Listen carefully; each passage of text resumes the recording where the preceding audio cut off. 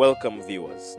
This is the first video out of a series of videos aiming to prepare you for your upcoming CSEC Mathematics exam. In each video, I would answer 2 questions from a CSEC Mathematics Past Paper, then give practice questions at the end. We will begin with this question.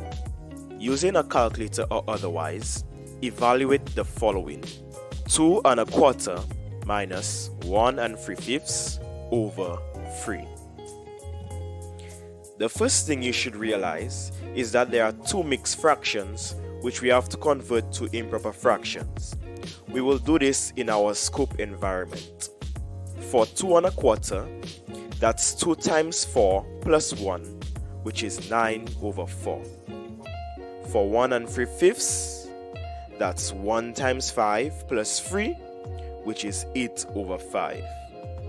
Now back to the working environment. Here we are subtracting 2 fractions, but the denominators are different. We need to make the denominators the same by finding the LCD.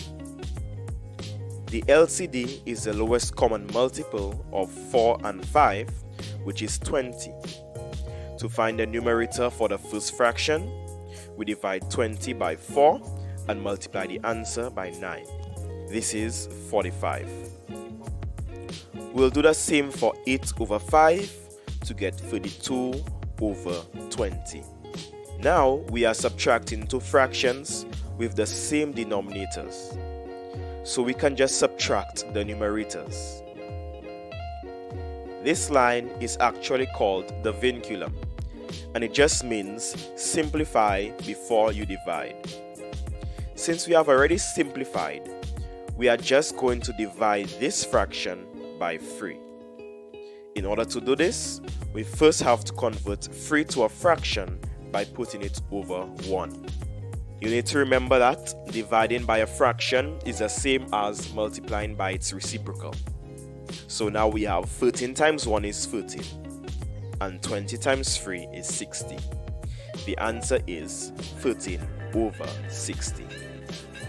The next part of the question is 2.14 times the sine of 75.